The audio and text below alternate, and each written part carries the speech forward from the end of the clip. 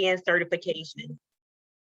So if you are looking to obtain your Minority Business Enterprise Certification, also known as MBE or EDGE or WBE or FBE, we are here to assist you. Not only are we here to assist you, our certified business advisor is there to walk you through that process, helping you gather your information, answering your questions, and being your liaison between us and the state, between you and the state. We are also here to assist you with accessing capital. So when you are ready to grow your business, when you are ready to access capital, maybe for a brick and mortar, working capital, build out costs, whatever it is you need, we have programs here available to assist you. Okay, and I'm going to talk a little bit more about that when I go into the full Entrepreneurship Center.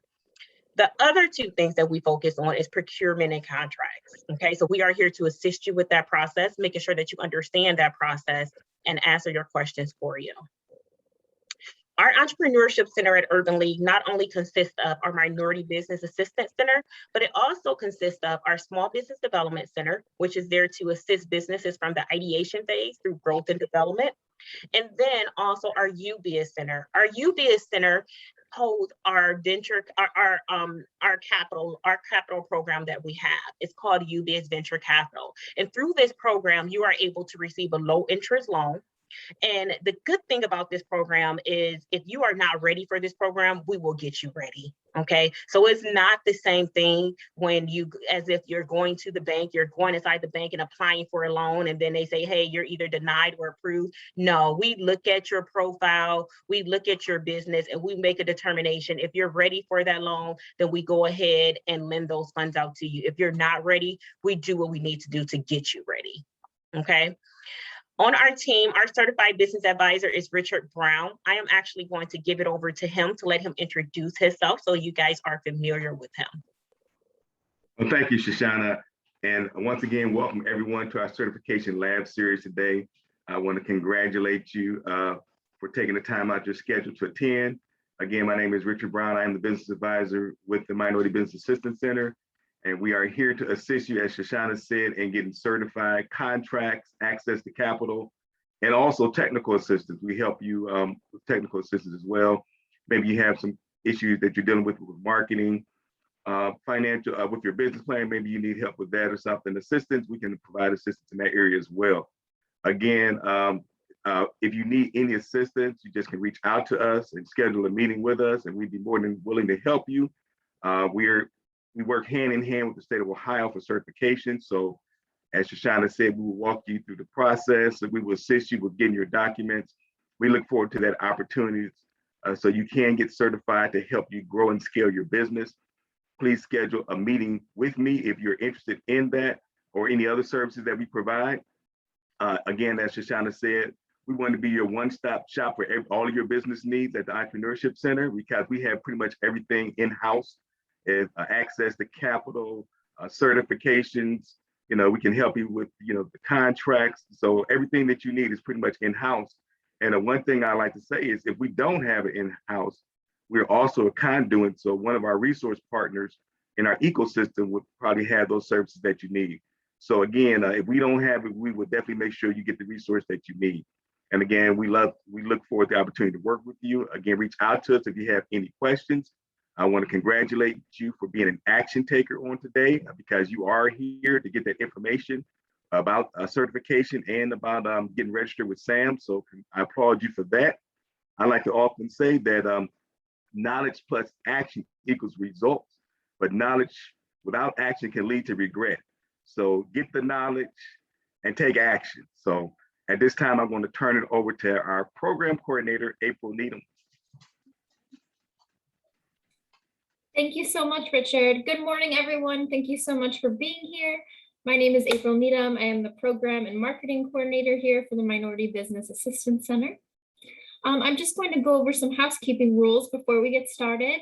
If you could all please make sure that your microphone is on mute during the course of this webinar, that would be greatly appreciated. Also, we have the chat box option here in the right-hand corner.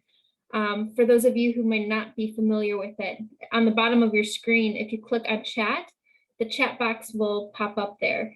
And that is what we're going to use to communicate during the course of this webinar, to ask questions, answer questions, anything like that. Also, there will be a follow-up email after this webinar, and I will send you a link to our YouTube page where we have a recording of today's webinar as well. Do I have any questions before we get started? All right, perfect. Then I am going to turn it over to our first presenter for today. His name is Michael Lester. He's from the state of Ohio. Good morning, Michael.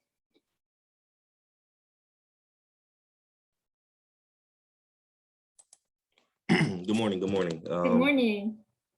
As April said, my name is Michael Lester. I work with the State of Ohio's Equal Opportunity Division, where we're better known with, or we moved over recently to the Department of Development.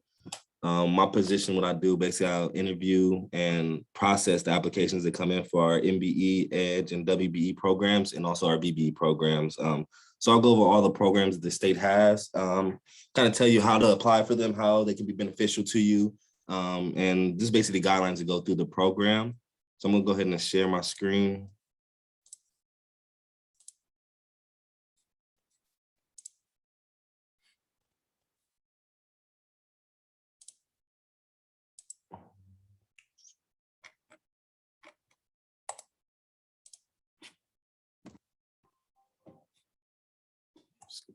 Can everyone see this?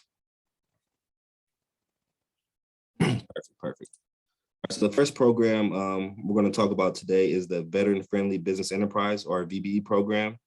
As the name suggests, this program was designed for veteran businesses. The program is for all procurement categories. VBE is different from some government preference programs in that it does not have a specific spending goal or target established for agencies to spend towards. Rather, the program establishes an overall preference to spend with VBE certified business. And here's how it's applied. When responding to an invitation to bid, or ITB, a VBE certified business can quote up to 5% more than a non-certified competitor and still be eligible to win that award. On a request for proposal, or RFP, scores on proposals submitted by a VBE certified business can be up to 5% lower than the proposal score submitted by a non-certified competitor and still be eligible for winning the award. And for your information, I provided 2 points of contact here when contracting as a VBE certified business with either agency. Both of these people here, Wayne McCarty and David Walker, those are good points of contact if you're looking for information in the VBE program, or you're looking to begin contracting in the VBE program.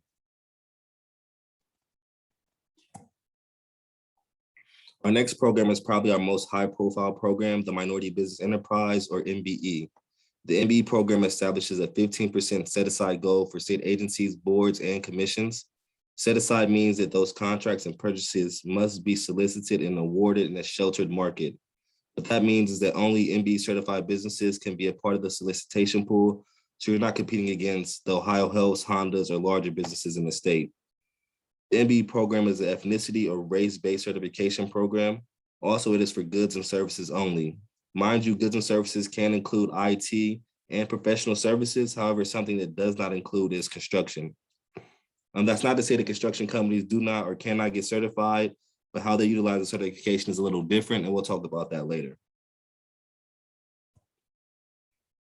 So as I mentioned, each agency, board, and commission has this 15% requirement.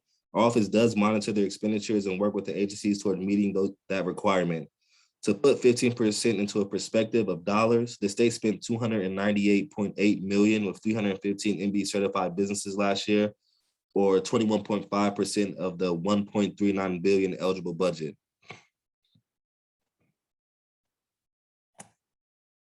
Our third program is called the Encouraging Diversity, Growth, and Equity, or EDGE. EDGE is designed to be ethnicity and gender neutral, and is to assist socially and economically disadvantaged businesses get state contracting. Here's some of the differences to note between MBE and EDGE. As I mentioned, this is for socially and economically disadvantaged businesses, and we'll clearly define what the social disadvantage is in a moment, but it's not either or, you do have to be both. Also, this program is for agencies, boards, and commissions, and state universities. The goal for EDGE gets set each year by the director of DAS. Traditionally, it has been 5%, while the goal percentage itself is much smaller than MBE.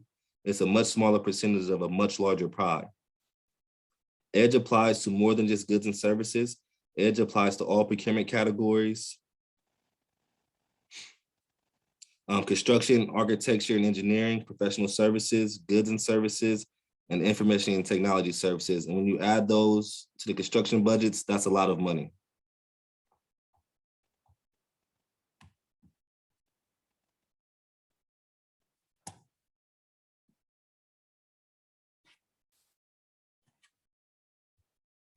Another key difference about EDGE you might have heard previously about the time limit for the program that has been removed with the new update to the Ohio Administrative Code.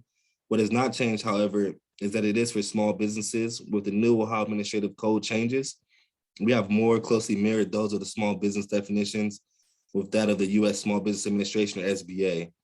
So while there is no longer a time limit for being in the program, there is still a size standard for both the owner and the business. If either exceed those thresholds, the business will be considered to graduate because they no longer need the benefits of the program. And we'll talk about those standards a little bit later.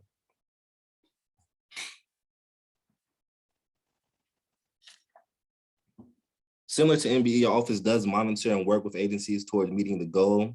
But again, let's put into perspective what 5% means. In fiscal year 2020, out of the total $4.83 billion in eligible budget, 7.21% was spent in either agency direct or subcontracting spending.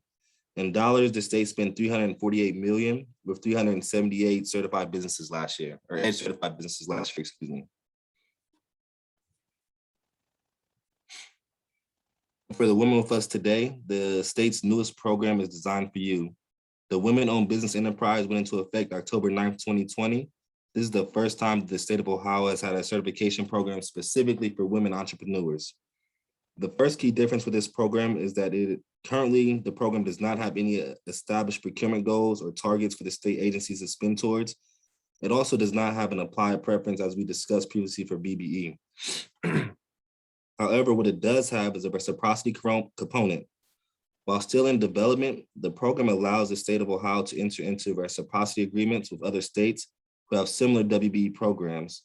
Once agreements are finalized, this will allow any Ohio WBE to take their certificate to another state and apply for certification in that state, and then compete in that state as a certified WBE on their WBE set-aside contracts. This component will hopefully broaden the opportunity and landscape for women-owned businesses to grow. While there aren't any finalized agreements in place just yet, we are very close to some. So please keep an eye out on our website, the wbe.ohio.gov, and work with your Mbac to learn more.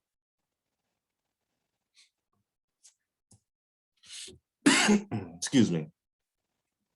And we have talked about but the biggest question we normally get is why? Why should I get certified, or what's in it for me?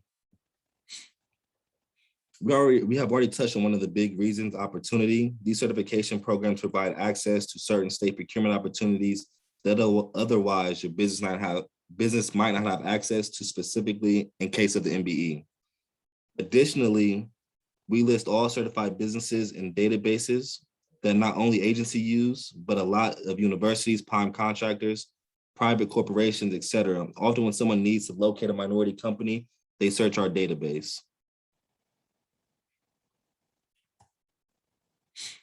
There are also financial benefits to being certified, especially in the MBE program. Our partners in the Developmental Service Agency have several loan and bond programs specifically designed for certified businesses. The local Mbac, who is sponsored by DSA, has information about these programs that can help you determine which programs best meet your needs and how to apply.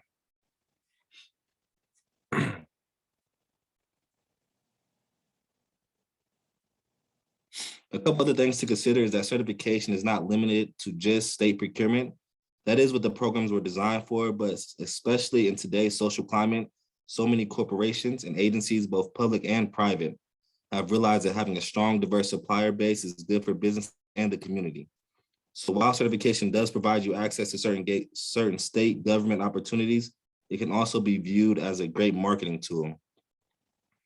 Lastly, you're considering outside businesses. Also consider other certified businesses, your certified peers.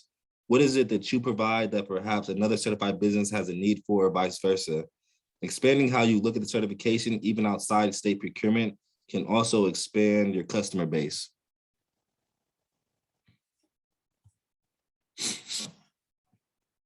Now let's talk about who's eligible for certification. Let's say start again with VBE. Please note that only one of these criteria need to be met. Obviously, as the program is for veterans, if the business is owned by a veteran or someone on active service, that person could qualify. If 51% of the board of directors are veterans or on active service, if the business has already received certification by the U.S. Department of Veteran Affairs as a small disabled veteran-owned small business, or a veteran-owned small business and the owner meets the definition of veteran, we recognize that certificate. Lastly, if 10% of a business's employees are veterans or in active service, it could qualify.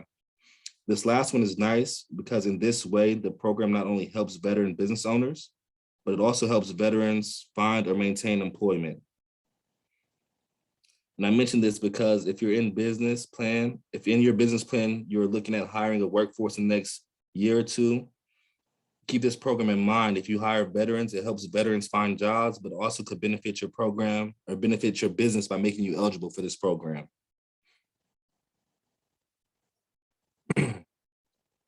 Okay, switching to MBE, EDGE, and WBE programs. These are the core requirements for all. You must be a full-time Ohio resident, with the exception of those who apply from one of the approved reciprocity states with the WBE program.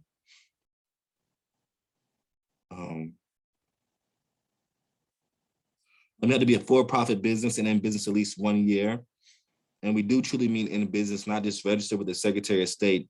We understand that you might not have generated revenue yet, but you must be able to document how you have been in business. And again, this is where Mbac is a great resource to help you document that. You must also possess requisite knowledge of the business and industry and day-to-day control, demonstrating capability and expertise.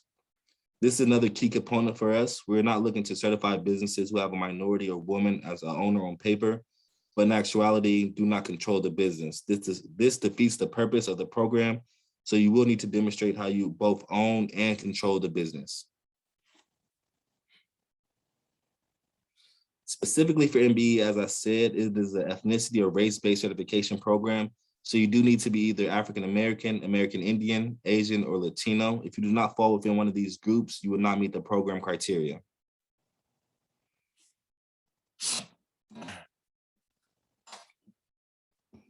For EDGE, the program is for socially and economically disadvantaged businesses.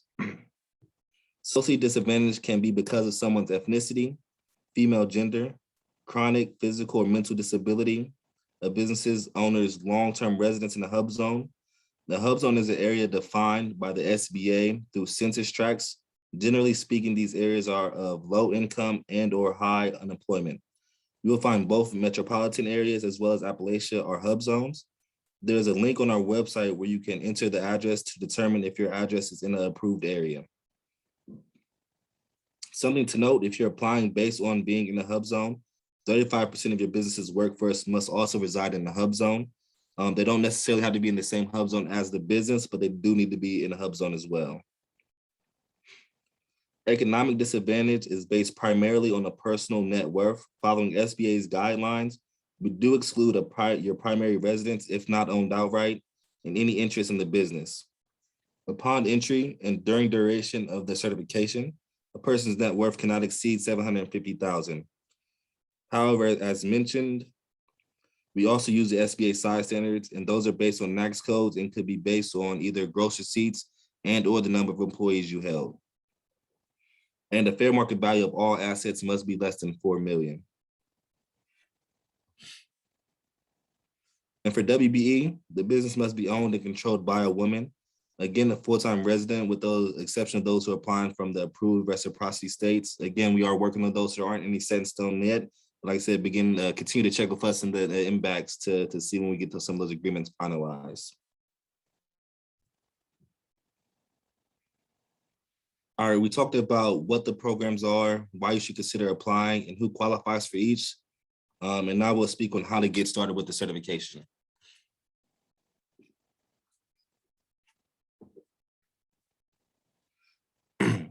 Before you start with an application, please start with the supporting document checklist. This task will likely take you the longest. Yes, there are a lot of items on the list. However, each item is designed to verify core requirements, specifically citizenship, residency, ethnicity or race, social or economic disadvantage, as well as ownership and control. Your local Mbac is available to help you with gathering these documents, identify what you may be missing, and documenting those gaps. They're a great resource right in your own backyard, and they're free. Often what slows down the application process is when businesses either don't send the documents or must go back and forth multiple times with an officer about missing documents or incomplete documents. Working with your Mbac on the front end helps streamline this process and will make it a lot easier.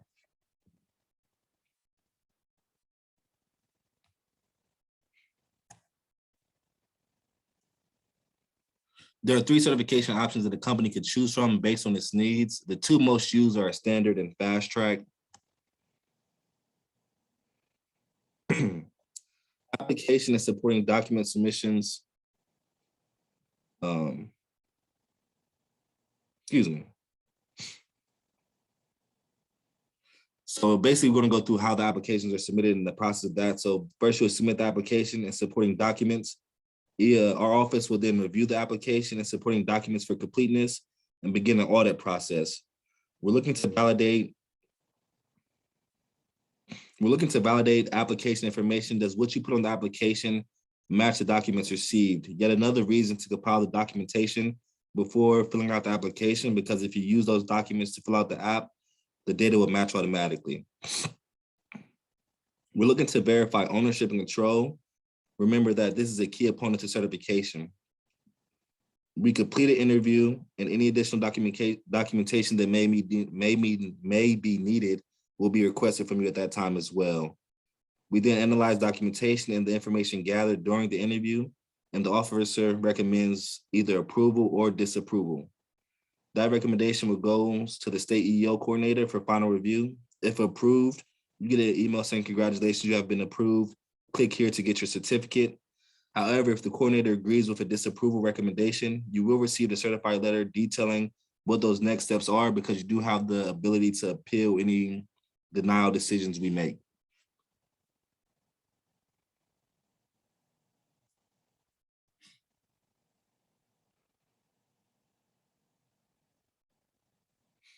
And what you're seeing here is our basic or standard process. On the average, application takes about 60 to 90 days to process once you receive all supporting documents needed. Again, the Mbac assistant is available for you in compiling those documents.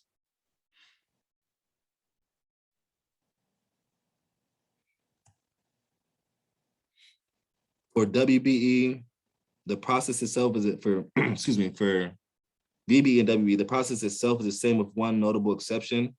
While our MBE and EDGE applications are located on our Ohio Business Gateway website, our WBE and BBE applications are not there yet. So in the meantime, the WBE application is available on our website, the wbe.ohio.gov, as a fillable PDF. The same is true for our BBE, except it is on a fillable Excel form. And that is, you can find that the BBE application on das.ohio.gov/VBE. Ultimately, both the WBE and VBE applications will be a part of our Ohio Business Gateway website. So they won't be separate anymore for long, but until we get to that point, this is how it has to be done.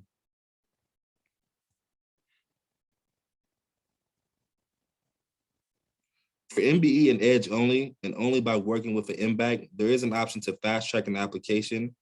However, due to staffing levels and the fact that if we didn't build this criteria into it, then everyone will request it. This way, this is the process only available if one of the following apply. An applicant desire to submit a bid or proposal in response to a procurement solicitation and certification is a requirement to be responsive, meaning you are responding to an MBE set aside or EDGE contract opportunity where you must be certified in order for you to win or that bid to be accepted.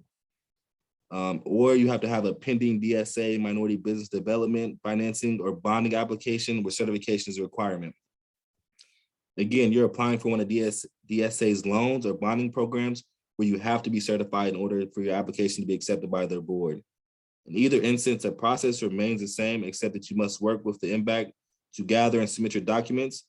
They will submit on your behalf as a fast track application. And when that happens, there's one officer who receives those, and all of the packet processing stops for that officer, so they can focus on the fast track application. The timeline drops to about 5 to 7 days. Again, very specific reasons why this process is used. We would love to have the capability to process everyone's applications as quickly, but with 5 officers to cover the entire state, that is not feasible. Excuse me.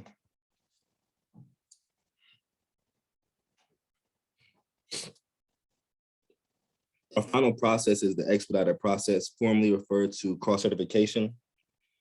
This is currently available just for MBE, but we are looking at options for our other programs as well. If you are already MBE certified with one of the listed certifications above, you could complete an expedited or cross-certification application on the Ohio Business Gateway and provide us with a copy of your current certification. We will then reach out to our partnering agency and request a letter of good standing. Once received, we will issue the certification to match their expiration date based on their recommendation. Also, except for the OMSDC, these are all true reciprocal agreements. So say you get certified with the state first, and then you decide that you want or need a city certification, you can do the same thing, apply with that city, give them a copy of our certification, and they'll reach out to us to verify, and then you'll be certified.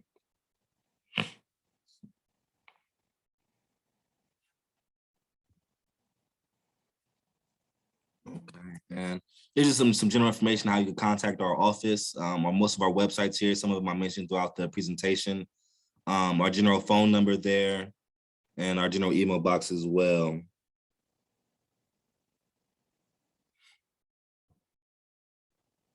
Leave that for a second.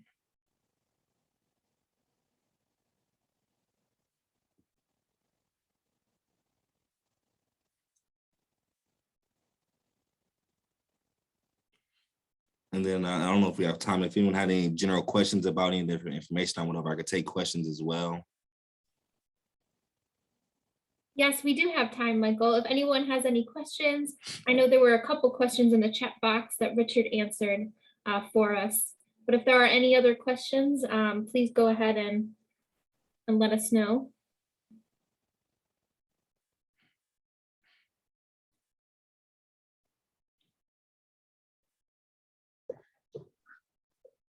Hi, Michael, this is Richard. I had a question for you regarding the expedited certification. So if I was to get certified, say with the city of Cleveland, you had said something about as far as matching the expiration date. Could you elaborate on that a little more? Oh yes. So say that you're certified with the city of Cleveland. You got certified. Say you got certified yesterday. The city of Cleveland may give you a year or 2 years on your certification. So say it's just a year they gave you. So you're certified from now until 9/29/2022. We will reach out to them and see what certification you have when it expires. They let us know when your certification expires, and then we'll match that date. So if it expired 9/29/2022, when you get certified with the state, you will have that same expiration date.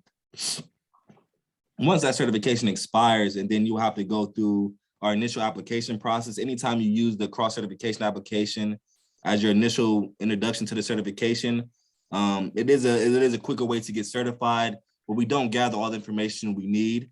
So when you do reapply for that recertification, we require you to do a unified application to get the information we missed while you went through that cross-certification process. Okay, thank you for that.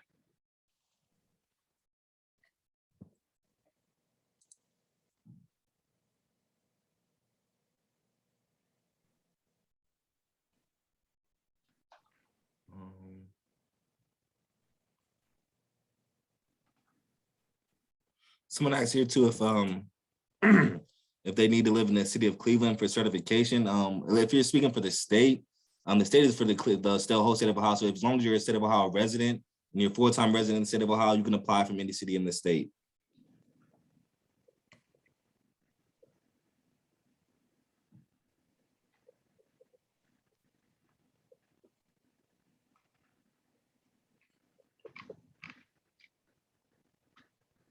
Someone has a question. Can you discuss construction bonding? Construction bonding? Yeah, that's their question. I would say email me and we could get back to the construction bonding. I'm not too versed in that area, but I could probably have someone reach out to you and give you the information. I'll put my email address in the chat box for you. You can reach out to me and I'll respond back today. I can also send everyone a copy of the presentation as well in the follow-up email with the contact information of the presenters for today, just in case you don't get it in the chat box. And Martin, can you speak to the benefits of working with the Mbac as far as when you try to do it on your own as opposed to coming to the Mbac for assistance? For sure. So the Mbacs are very helpful. I would recommend anyone who's looking to do the certification and get certified to use that Mbac, because they're very helpful. They have a list of every document we need. So when you go to them and you go sit down and do your application, they can help you through that. Like I said, the list of documentation that you must get is very extensive. Not all the people, they struggle with if they don't provide all the documents, they struggle with letting us know what documents they don't have and why they don't have those documents as well. So the Mbac is very helpful with doing that. You want to really have a bulk of that information submitted on your first time. If you don't submit the bulk of that information your first time, there's going to be a lot of back and forth between you and your officer requesting additional documents, them giving you a date to have the documents sent in by, you having to go find documents. It makes the process a lot longer. So by going through that Mbac and allowing them to assist you with the application and documentation, it'll take a lot of the burden off your back. Like I said, they will get a lot of that documentation together for you. So when you go to submit that initial application, you will have hopefully 100%, if not 90+% of those documents there. And then, like I said, they'll help you document those gaps and allow you to make that process a lot smoother from submitting your documentation and getting to the interview point and finishing out that certification.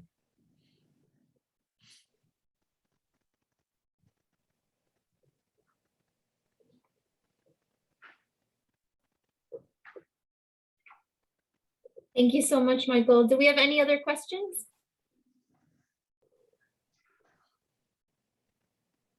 Thank you, Michael, for being able to provide that great information. Well, thank you for having me today. All right, I don't see any other questions in the chat box.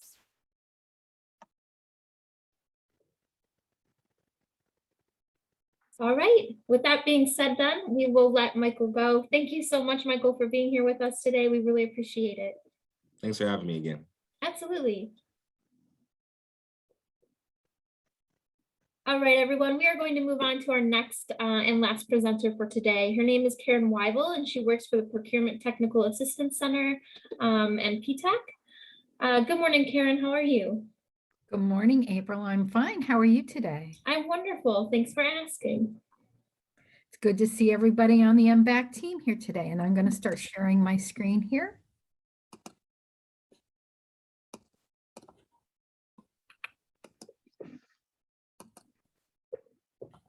All right. Am I good? All right. Hi, welcome. I'm pleased to be invited here by the Mbac team. It's always a pleasure to be part of this webinar. And today I'm going to be talking about how to get certified as a small business for federal contracting. And you do that through registering through SAM, which is called the System for Award Management. System for Award Management. It's the official website of the federal government. It is a free website where you will have to register. There's a bunch of information. We'll talk about that in a little bit. But if you are interested in receiving a grant or a contract from the federal government, your business must be registered in SAM. In addition, you must be registered in SAM before you would apply for any of the other federal certifications that apply for small business. This is what the SAM website looks like. It is free to use. And I give people a warning because I get this all the time where somebody goes in or they get marketed to or they type SAM in their web browser and it brings them to a for-profit company that some of them will absolutely register you in SAM. Some may not, but they charge you a fee.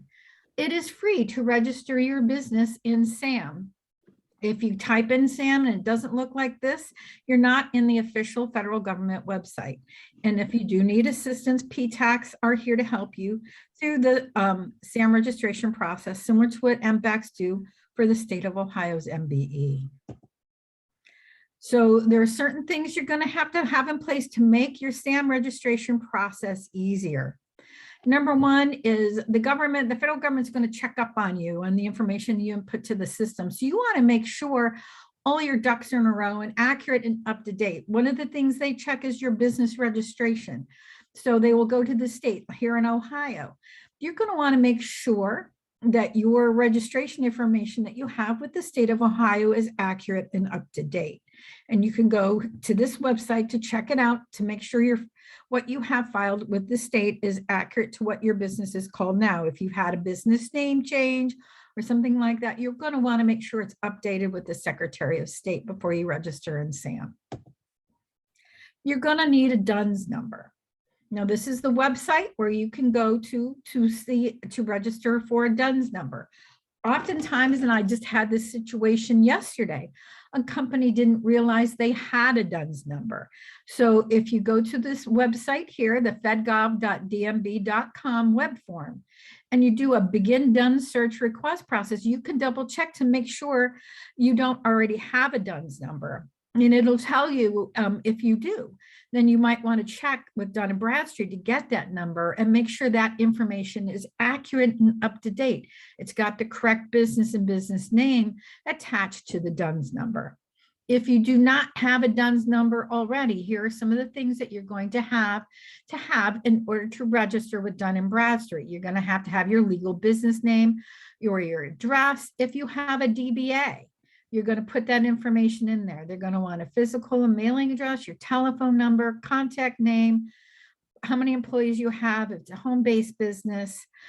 And then it's optional to put in your NAICS codes. I'm going to recommend that you do that because that's mandatory also for SAM, and we'll talk about that in a little bit. They're going to ask for a couple of documents for proof that you are truly at the business located at your address. And they're going to ask you to scan them and upload. It could be like a utility bill, a tax bill, something like that.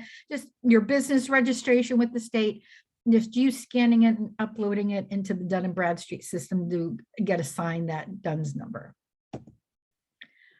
Here's where you need to go to look up NAICS codes. And again, it's optional for the Dun & Bradstreet registration, but this is mandatory that you have this information to register in SAM. I call it NAICS codes. It's the North America Industry Classification System. These numbers identify the type of business you are. Every government contract that goes out for bid has a NAICS code attached to it. When they're doing market research in the government space, looking for businesses who do what they want, to see who can do what they want, they're going to do a lot of that research by NAICS code. So you can have multiple NAICS codes for your business.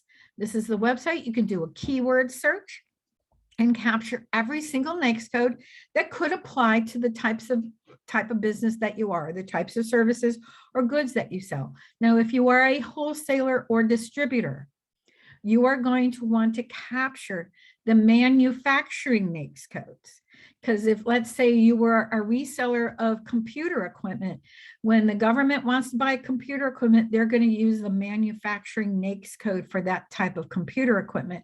They're not going to use a computer wholesaler NAICS code or a retail store NAICS code. They're going to use the manufacturing codes.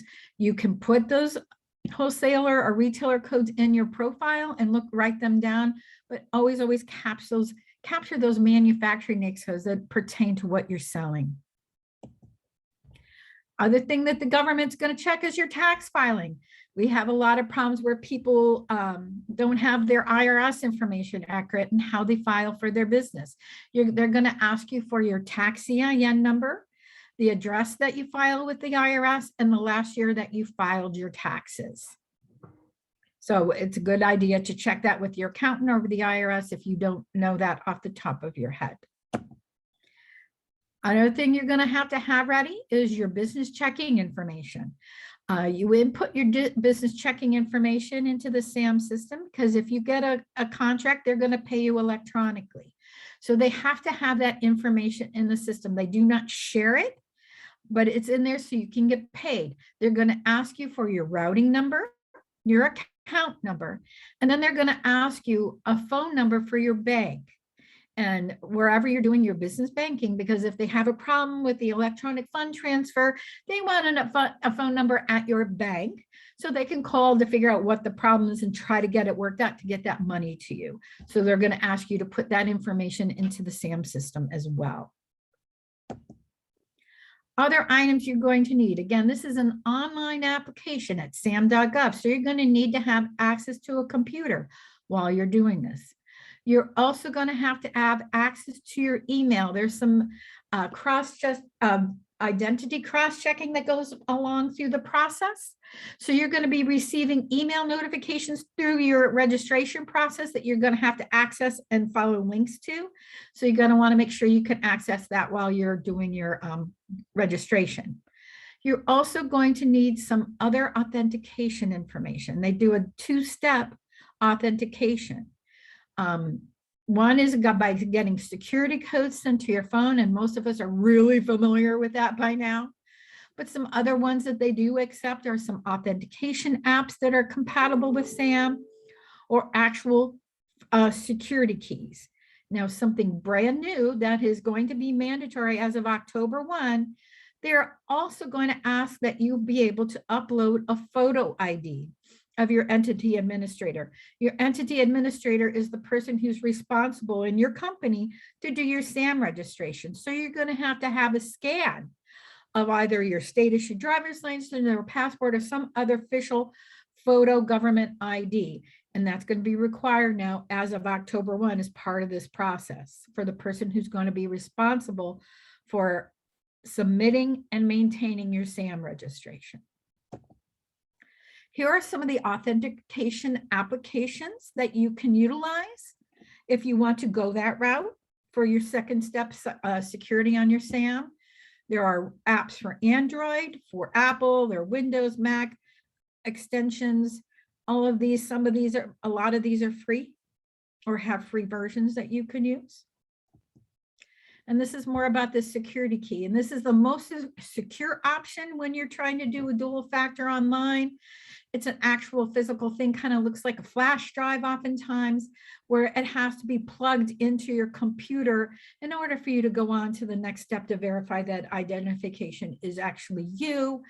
If you're going to go with the security key route for your laptop or your desktop when you're doing this, you have to make sure it matches the FIDO2 standard.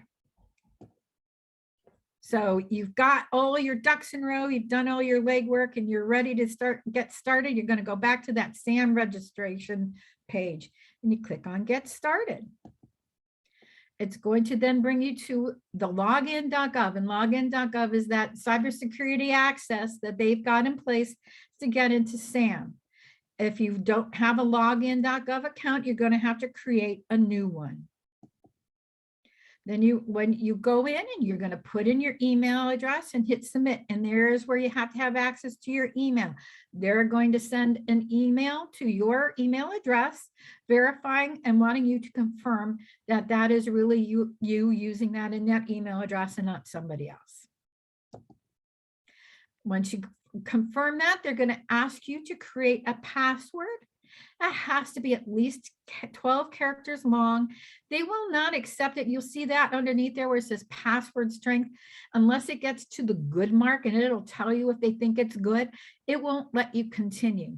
We recommend using a combination of letters, numbers, and characters. And then I also highly recommend you write it down, because you're going to need it over and over and over again. Then you get to the step where you're going to select that second factor authentication method that you decided you're going to use. You can, again, you can either use your phone, either as a text or a phone call.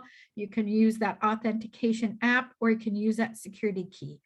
The last two, we do not, government employee or not, and we don't recommend that backup code. Once you do that, you're going to get into follow the prompts to go in and start your registration. First thing they're going to ask you is, what type of entity are you registering? You're going to want to say that you are a business or organization. And then they're going to want to know, are you wanting to apply for federal contracts and grants, or grants only? Again, we always recommend do contracts and grants, both. Here's the information now where you were double checking your DUNS registration. This is where it's vital. You're going to want to put the information in here that Dun & Bradstreet has registered for your business. And you want to make sure it matches and complete with address and abbreviations and how your business name is spelled out with Dun & Bradstreet. And you're going to put this information here, and then they are going to cross-check with Dun & Bradstreet to make sure it matches. If it doesn't match, you got a problem. You're going to have to keep figuring out because it won't let you continue. This is what the screen matches when they're talking about cross-checking with the IRS. Again, you're going to put all this information about your business, when you started, your fiscal year or end date, all that fun stuff. And at this step, you need to create an MPIN. And then MPIN acts as an electronic signature, which allows the SAM system to access your records. This MPIN is also going to be used when you're going to apply for other federal certifications once you're approved as a small business through SAM. It's another very important thing for you to keep written down and not share with anybody. Again, it's your electronic signature. And again, you're going to want to, this is where it comes in important on making sure the information you have here matches how you file your taxes with the IRS. Because if you don't match, they're going to come back with a problem for you that you're going to have to figure out, and you will not be able to get registered in SAM. So this is more of those screens where they're talking about the Irs Match. You know, there's where you've got your address information. And then there's where you have to put in that MPIN that allows SAM to go in and cross-check your tax filings. So, and you have to do this every year. So you got to make sure you keep that MPIN. You can reset it, but it's kind of a pain. So it's just, if you can write it down, keep it with your login.gov information at a secure place. You have it every year because you're going to need it every year. Here's the screen that looks like where you're going to be putting your banking information, and whether it's your accounting, your routing number, your account number, that automated clearinghouse, that's that phone number for your bank. The remittance address is your address. Let's say they can't get the problem fixed with your bank on doing that electronic funds transfer. You're going to put how are they going to make a check out? And where are they going to mail it to? So typically that's going to be your business name and your business address in case they just can't get that EFT working properly. Here's where this is the screen where you're going to have to input all your NAICS codes. That's why it was important to research those. So I have that arrow there where it says search for NAICS code. You'll put your first NAICS code into that box. Then you will hit the search button. That NAICS code then will appear in the box below, and then you hit add and it appears in that second box below where you see where it says skiing facilities. And then you will go in and do that for each and every NAICS code that applies to your business. Now this one you'll see on that second box on the bottom where it says skiing facilities, this is marked as primary. They only have one NAICS code marked there. If you have more than one NAICS code that applies to your business, you're going to have to pick one as your primary business, the primary thing that you do for your business. You'll have to pick one. But again, you want to make sure you capture every single NAICS code that applies to your business and put them into this screen. You'll see why that's important in a minute. Also, here is the next one they're going to ask you, and this pertains to whether or not you're a small business. You've put in all your NAICS codes. Then they're going to ask you what your total receipts were on average over the past 3 or 5 years. I think it's going to 5 years now for sure. And then they're looking at your average number of employees. Every NAICS code has a different size standard when it comes to the federal government. Some NAICS code, they determine whether or not you're a small business based on your sales. Some NAICS codes are based on how many employees you have. So they ask that you put that information down in this box, and then they cross-reference that against your NAICS codes.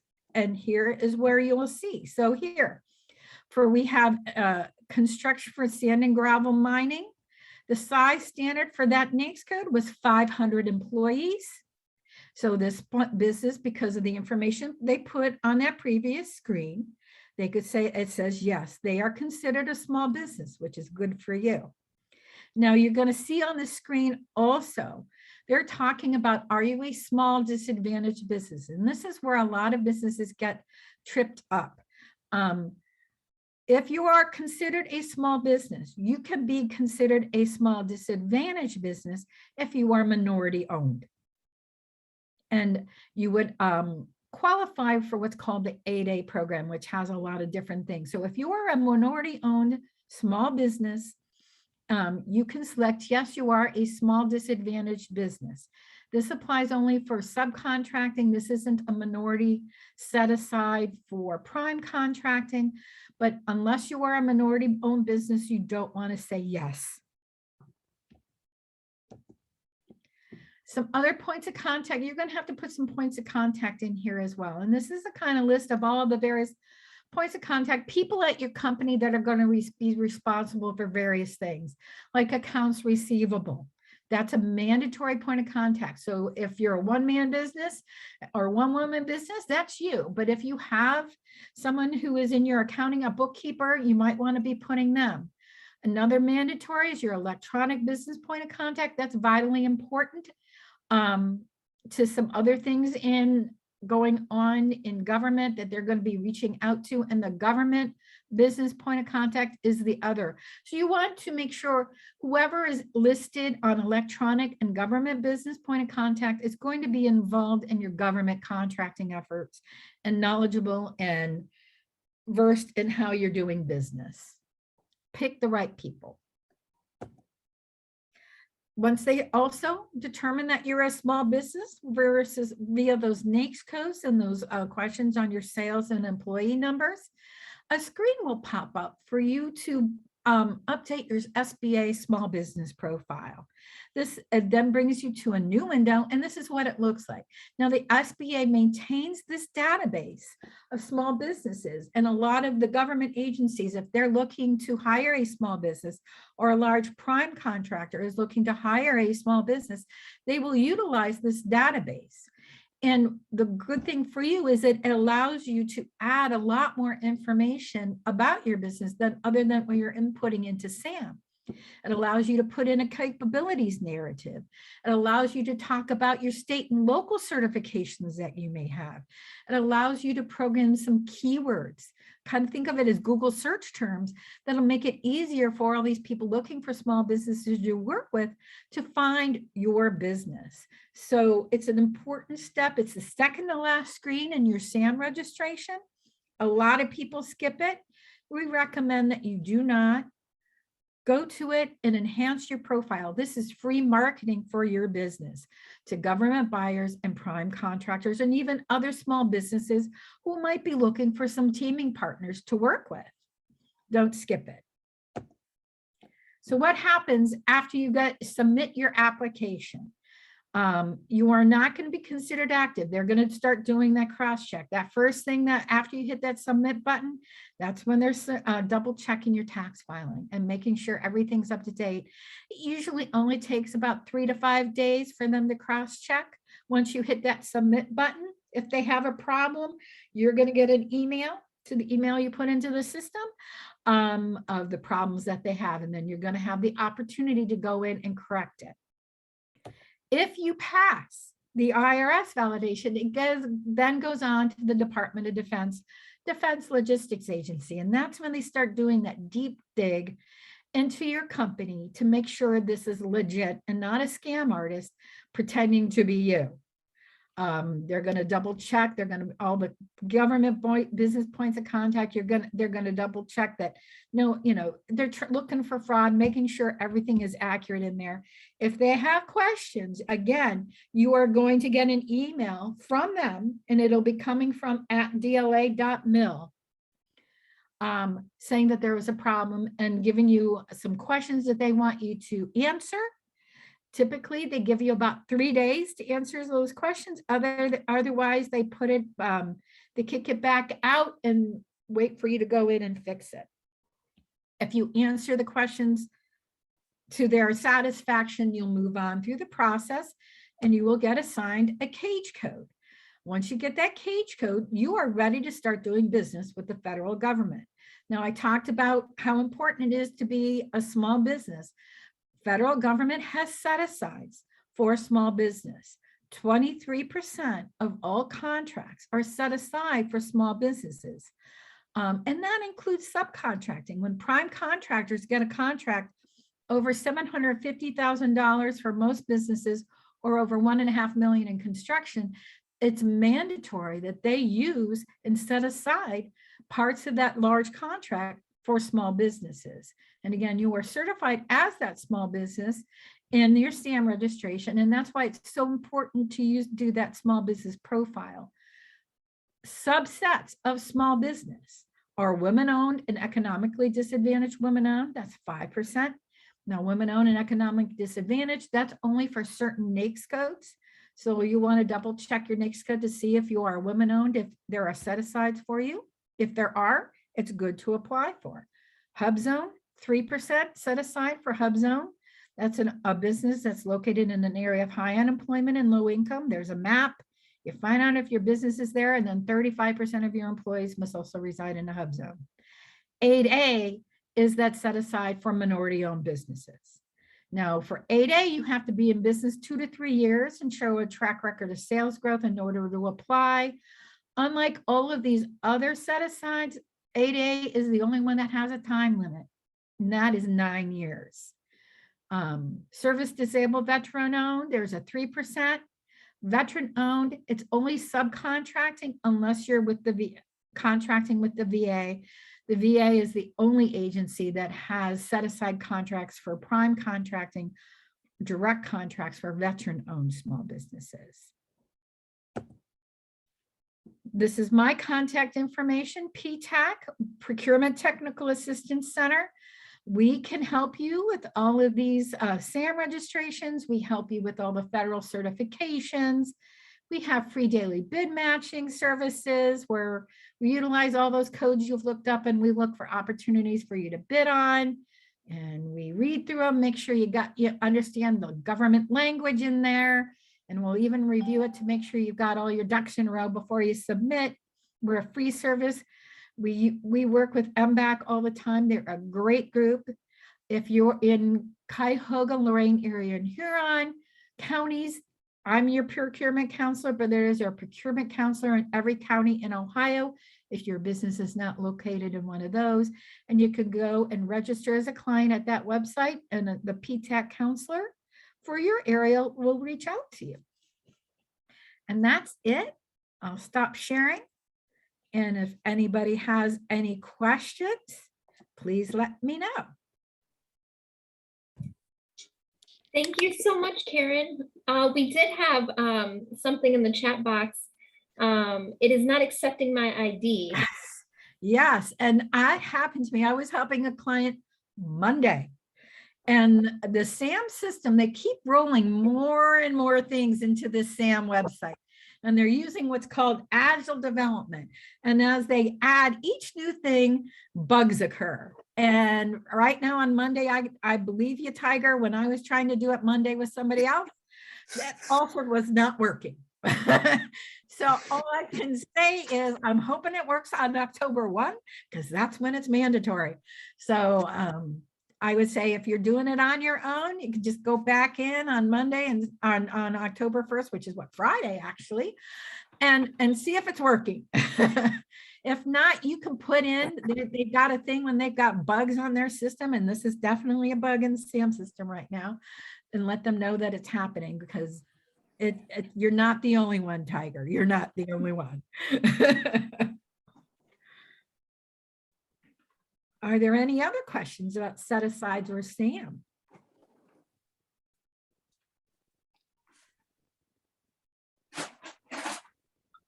I just want to thank you for your time and that great presentation and information that you always provide, Karen. Well, thank you, Shoshana. It's a pleasure working with you always.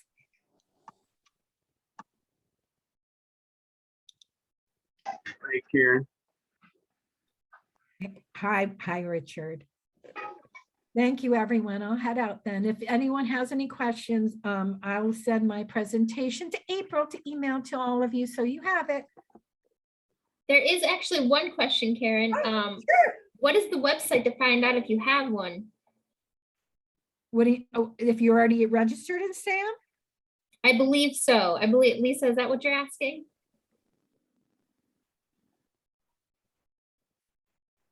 Or is it if you have a DUNS number? Oh, a DUNS number? Okay. Is that what it is? Yes, it's a DUNS number. Okay. I'll start sharing. If you don't mind, I'll share my screen again and I'll pull Sure. it up.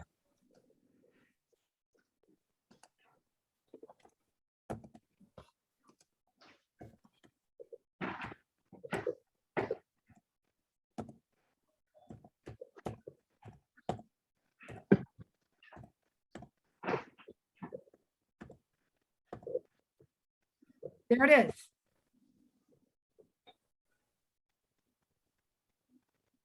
That's a long one.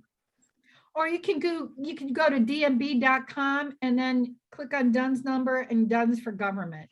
But this is the direct link right here. And like I said, when you click on that begin DUNS search request process, it brings you to a screen where you can type in your business name and ask for a state in one of those lovely captchas that you always have to do and I always screw up. But then it'll tell you, it'll give you any like named businesses and you can see if your business is located there. And it'll tell you if you've got a DUNS number and then pay attention. Is the address correct? Did you move? That happens a lot, that your business moved, or especially for home-based businesses and you registered originally with your home and now you've got a storefront or something. Just make sure the information is accurate. And if it's not, you've got to go in. You're going to, again, have to provide proof that you of the accurate information for your business with an upload like a utility bill or something. But using that web form there is the way to go. Is that everybody got that? And I can take it down? I think so. Thank you so much, Karen. Of course. All right, everyone. Once again, I will send both presentations to you all in a follow-up email so you have them. And if I have any last words from the members of my team. I would just like to thank everyone for attending this webinar. Thank our presenters. You know, you all received some really good information today.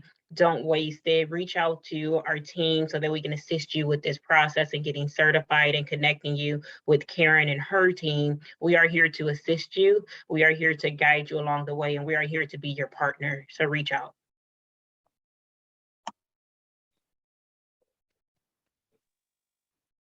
Thank you so much, everyone. Have a wonderful rest of your day. Have a great day. Bye-bye.